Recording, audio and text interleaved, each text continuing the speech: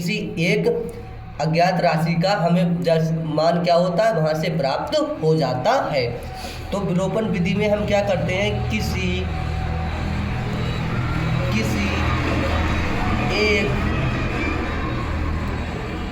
अज्ञात राशि के गुणांकों को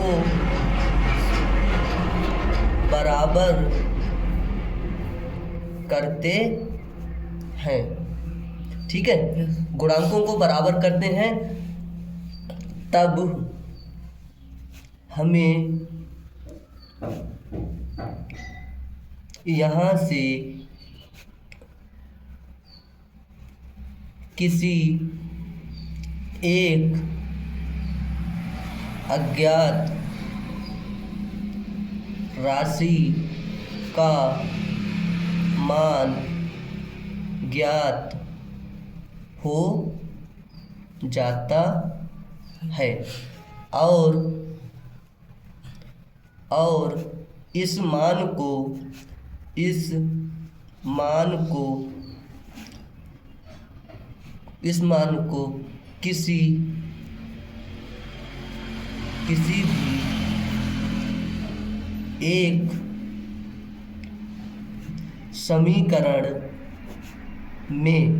किसी भी एक समीकरण में क्या कर देते हैं, विलोपन कर देते हैं। विलोपन या समीकरण में विलोपन या लगा देते हैं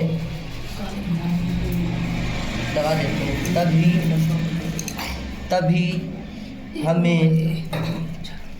हमें दूसरी अज्ञात राशि का मान ज्ञात हो जाता है।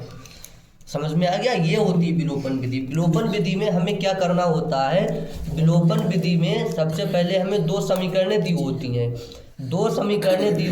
तो हम क्या करते हैं, उसमें से दोनों समीकरणें हमें दी होती हैं, तो उनमें हम क्या करते हैं, किसी एक अज्ञात राशि के गुणांकों को क्या कर लेते हैं, बराबर। जैसे ही हम किसी एक अज्ञात राशि के गुणांकों को बराबर करते हैं तो हमें वहाँ से एक अज्ञात राशि का मान प्राप्त हो जाता है। जब हमें एक अज्ञात राशि का मान प्राप्त हो जाता है तो हम उसी मान को किसी दूसरी समीकरण में, मतलब किसी भी दूसरी समीकरण में लगा देते हैं या विलोपन कर देते हैं। जब हम दूसरी समीकरण में अज्ञात राशि का मान विलोपन करते हैं तो हमें वहाँ से दूसरी अज्ञात राशि का मान प्राप्त हो जाता है और इस प्रकार से हमें दोनों अज्ञात राशियों के मान इस विधि से प्राप्त हो जाते हैं। जैसे इसका एक एग्जाम्पल देख लीजिए आप। जैसे ये दो समीकरण आपको दी हुई हैं, जैसे एक समीकरण आपको दी है 2x प्लस का 3y बराबर 8 और एक समीकरण आपको दिया है 4x प्लस का 6y बराबर 7। ये दो समीकरणें दी हैं।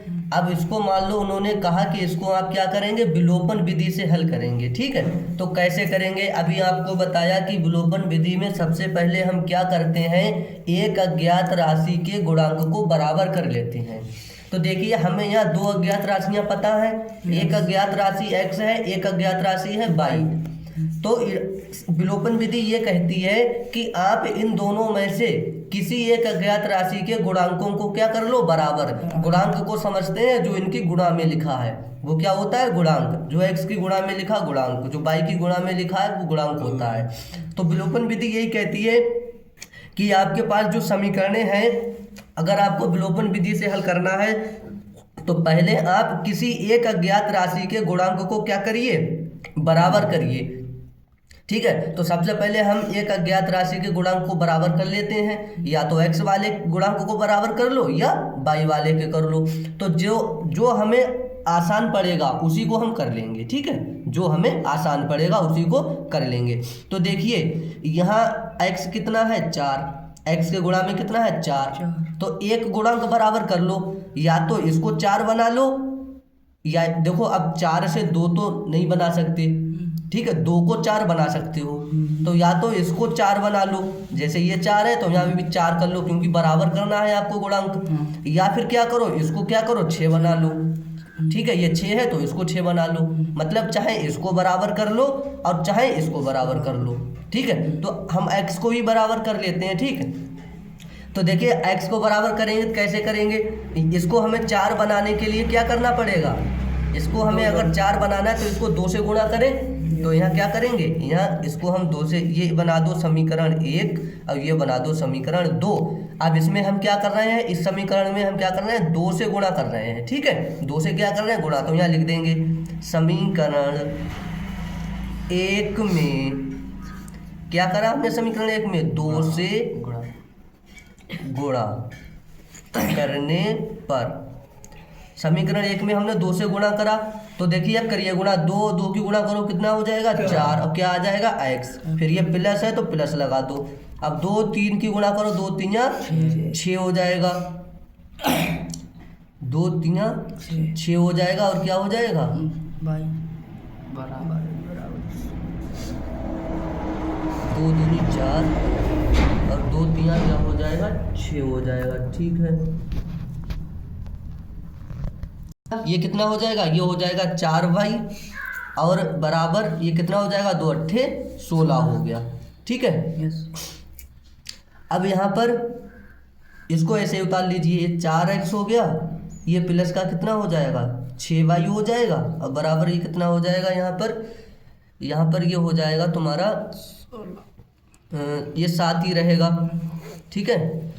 अब इसको क्या करिए चिन्ह उल्टे करेंगे, ये तो काम पहले भी कर चुके हैं, ठीक है, माइनस, देखो ये 4 प्लस के ये 4 माइनस के कैंसिल हो गए, इसको यहाँ पे घटाइए तो कितना बचेगा 2, लेकिन बचेगा माइनस का 2y बचा, बराबर अब क्या करेंगे यहाँ पर ये घटाइए इसमें तो कितना बचेगा यहाँ पे -9 बचेगा, 9 और 7 16, तो माइनस का बचेगा यहाँ पर 9, ठीक है, माइनस का कितना बचा 9 बचा। अब देखो इस माइनस से माइनस कैंसिल हो गया, तो 2y बराबर कितना आ गया 9, ठीक है।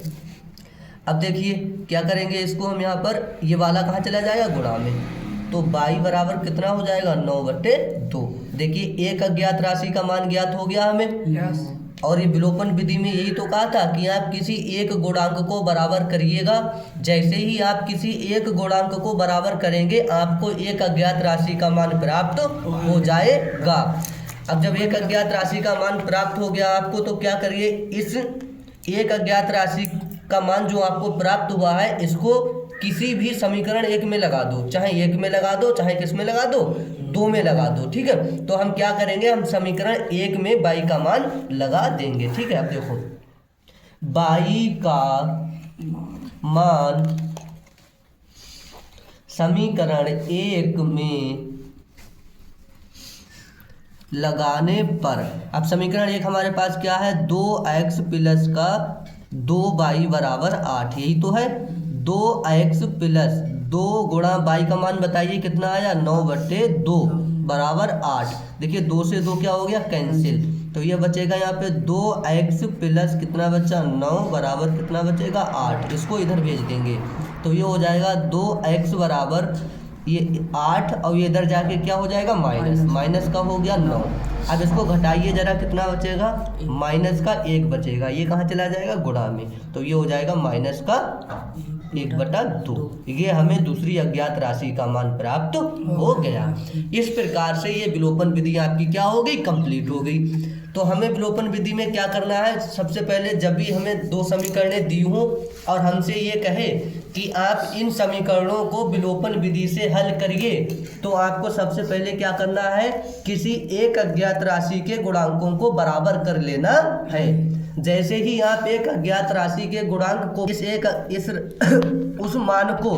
उस मान को किसी भी एक समीकरण में लगा दो, चाहे 1 में लगा दो चाहे 2 में लगा दो, ठीक है। जैसे ही आप उस एक अज्ञात राशि के मान को दूसरी समीकरण में लगाओगे तब आपको दूसरी अज्ञात राशि का मान प्राप्त हो जाएगा। बोलो क्लियर हो गई विलोपन विधि।